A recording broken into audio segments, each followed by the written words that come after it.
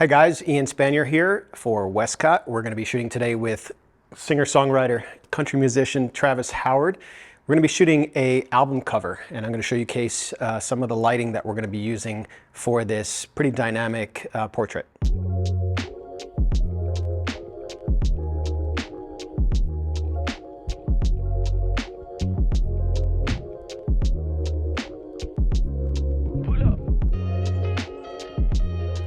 For lighting today, we're going to be going with the Westcott fj400s, my go-to strobes, and we're going to be using two lights. A very simple setup, but something that I think is really dynamic and can show you guys how you really don't need a truck full of gear in order to get a great portrait done.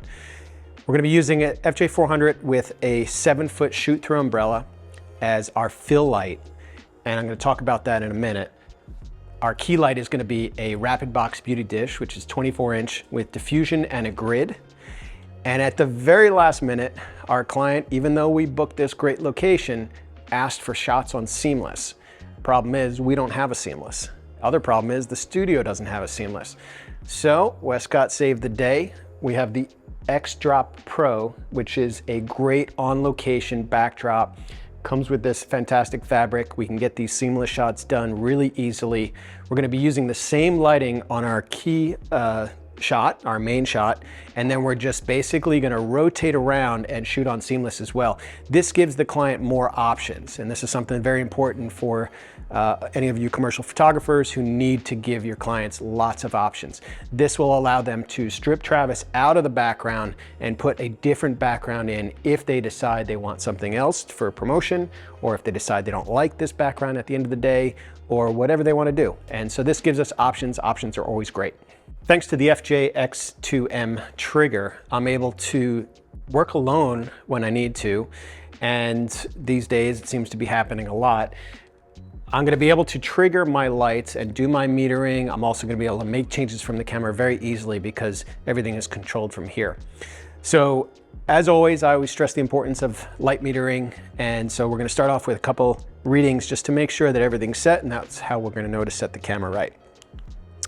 So with the trigger, I'm going to turn my main light to sleep, and I'm going to turn on the fill light first. I always light from the back first. This is kind of my technique.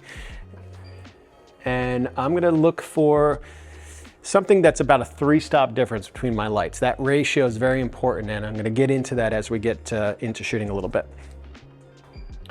So we're in good shape. That's going to be f2.8. We're shooting at ISO 200 to start. I'm going to turn off that fill light. And now I'm going to read the key light.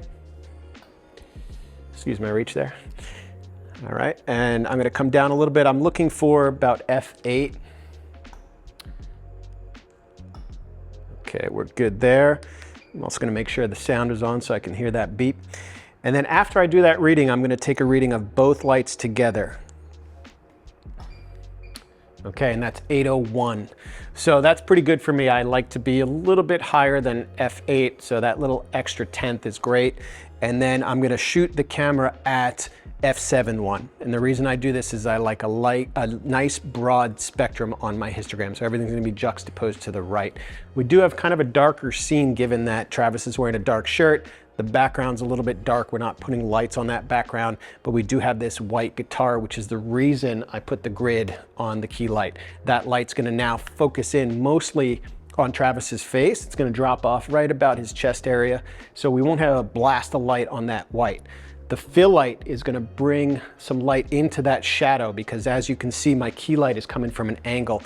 That's with intent. I want this look. This is kind of going to give us that sort of country music star look, which is what we're going for today. A lot of times when I work with the FJ400s, I'm going to be portable. I prefer to be portable. I don't like plugging in. As you can see, I'm wireless as far as even tethering is concerned. I'm shooting with a Cam Ranger 2. It's going to my iPad. It sends a JPEG right away. My client can see the files coming through just as I'm shooting. And the reason that I like to be wireless is I don't want to be tripping. I want to be able to move. I want to be mobile, all those things. I can make quick changes that way. I do like to see what my light looks like. So I do, from the remote, turn the LED on the FJ400, and that gives me that option just to have a look at it. Now we have some other lights in the studio here today, so I'm not really able to see it fully the way that I would if all the other lights are off, but I do have a sense of where that catch light is hitting in Travis's eye, and that's a good indicator to me of the angle of the light, which is really what's important to me on this kind of a shot where I have my light set on purpose to a side angle. So let's go ahead and take a test shot, make sure the camera is set. We are shooting at ISO 200th of a second at f7.1. So as you know, album covers are typically square, so I'm actually using the grid lines in my camera to purposely frame up as a square. Now, if I need to extend that background, I will plan on doing that in post. As much as I don't like to say, oh, we'll fix it in post, it is something that I'm limited here at the studio, given that the door is only so big, but we do like this wood background. All right, that's great right there, Travis. Good. So right out the gate, we can see our exposure looks pretty good. You can see the use of that grid has allowed us to keep a lot of light off of that guitar, which if we didn't do that, that guitar would be blasting white at the camera, which would be really distracting. We really do want the focus on Travis and who he is as a person, not his guitar necessarily. We did have other options with guitars, but we felt that they blended too much into the background, and this white one looked pretty spectacular, so we went with it. Again, I always want to try to give my clients something that is usable right out of cameras as close as possible. I don't want them to have to imagine what something is going to look like. Of course, I can send them some sample images in the end, but that wood is not really falling in the right place, but I like where Travis is standing. I like where the light is. So I'm just going to move the door just a little bit so we get a little bit more wood behind Travis. You stay where you are. Good, right there. Okay, and then the rest of that I can just extend if I need to. I'm a little bit limited in the size of this studio that I can't move back. I would use probably a longer lens and shorten that background a little bit, but I am today shooting with the 24-70 because of the distance that I have allowed in this kind of smaller space. All right, Travis, so let's go. We'll do just a bunch of things. As I always say, I can't tell you how to be you, so you got to show me who you are. And if I get quiet, it just means you're doing great, and you just keep doing little changes each time. It's always a great way for me to give a lot of options at the end. So just small, they can be subtle changes, just the angle of your face, different expressions, all those things.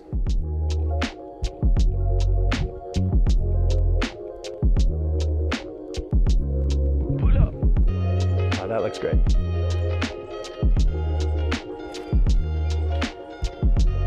Nice.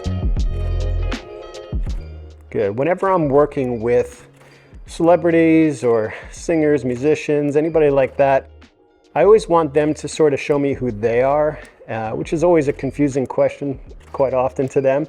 But I think that gives them something to think about, and it allows me to sort of capture as much as I can who they are. I mean, the reason I kind of throw that out to people of saying, I can't tell you who you are, is it sort of gets their brain thinking in that way.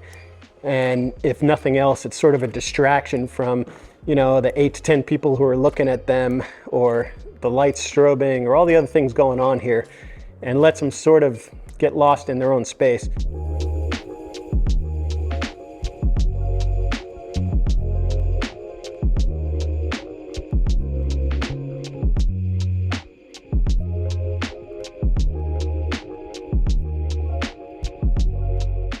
Great expression. See, I told you you can be you. Oh, you did it. You brought me. Well, you did that. I didn't do anything. I just tricked you psychologically, that's all. All right, so it's usually at this point that I feel like, you know, I've got a sense, I kind of know when I have it.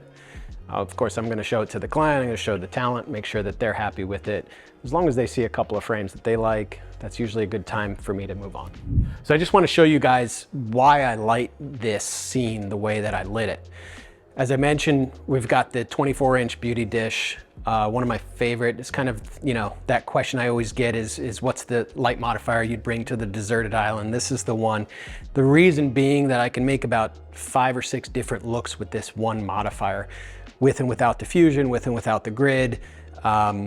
it just gives me lots of things, different angles, different feels. I can go from country music to hip hop in the same light modifier, which is really important to me when I'm doing music or athletes or celebrities. Now, the other thing you might have noticed is that I have a V-flat set up next to Travis.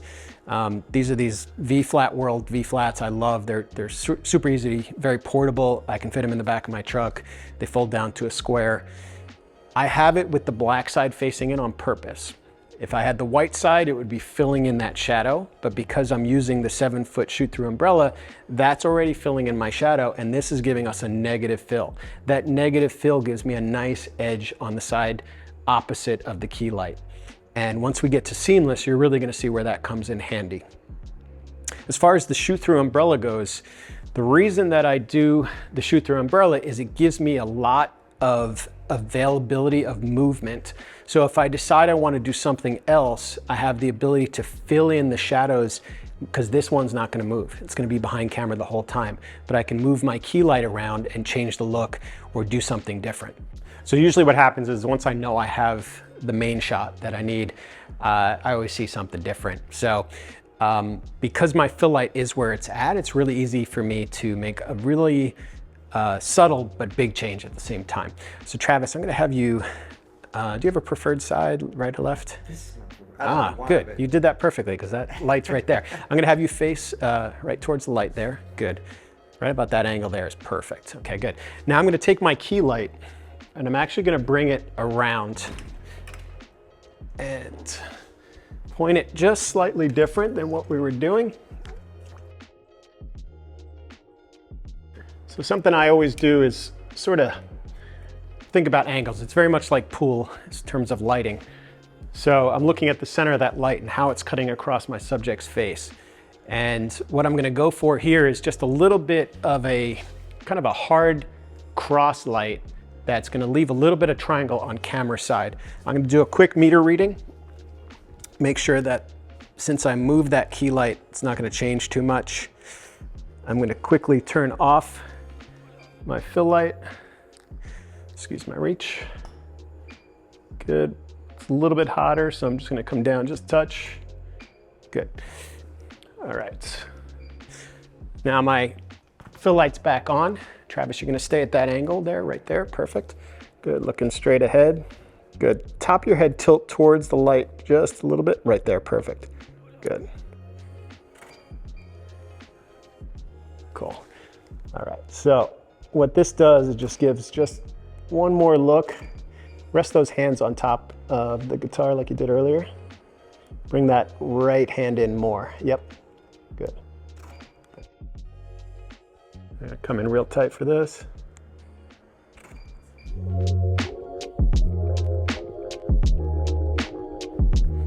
Good, maybe bring the neck up towards your face a little bit with your left hand. Yep, right there. Good, looking down to your left hand was great. Nice, right there.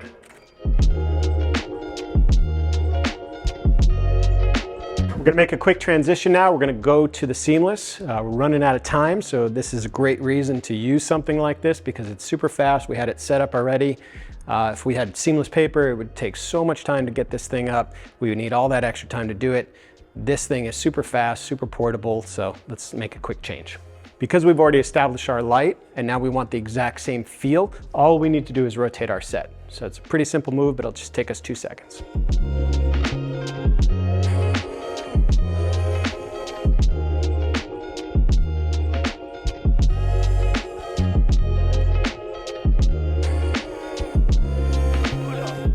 Okay, now that we've moved our lights, I'm gonna re-meter just to make sure that we're still in the same settings as we were before.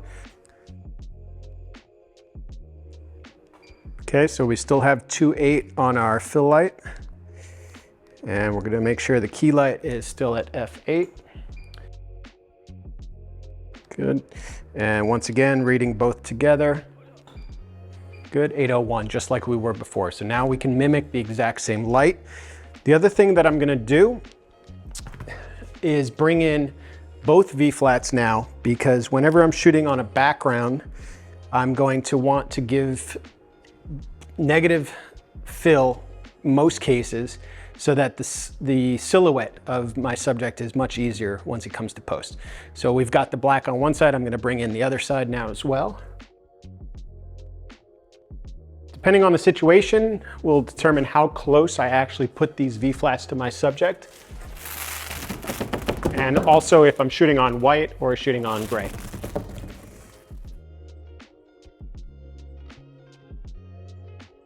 Now, of course, we have the option of lighting the background as well. Because the background's not important, it's never going to be used in this case, then we're going to go without lighting the background because there's just no need. Okay, good. All right, Travis, so basically same thing, just looking right at me. That's perfect. That's great right there. Okay. Good.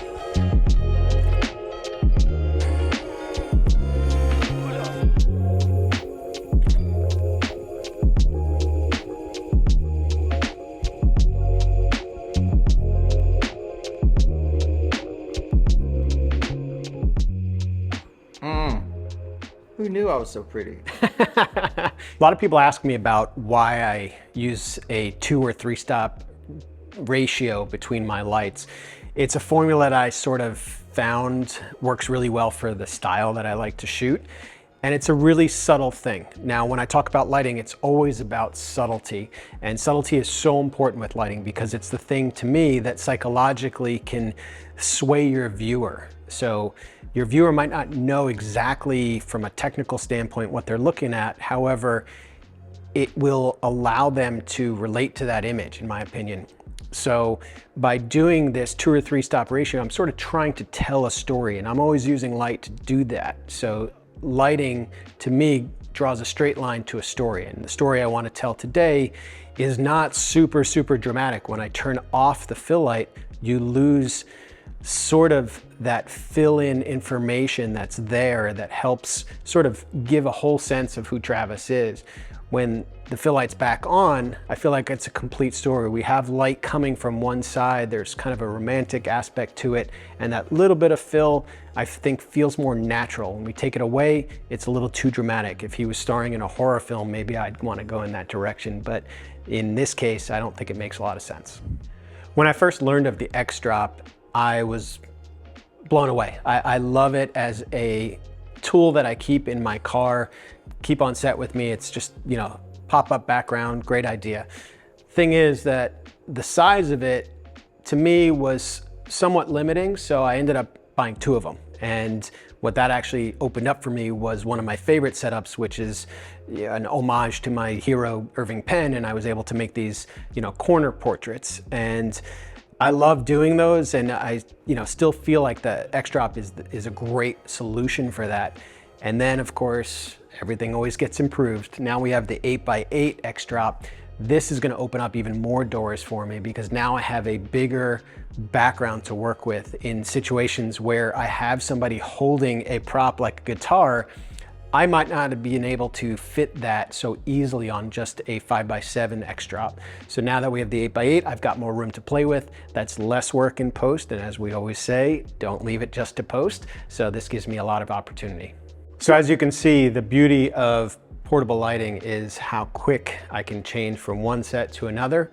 The beauty of having a very fast to throw up backgrounds when you don't have seamless paper available to you is another thing that just keeps us moving really quick. And now we have extra time, so we just get to listen to Travis play some music. Okay, how's this?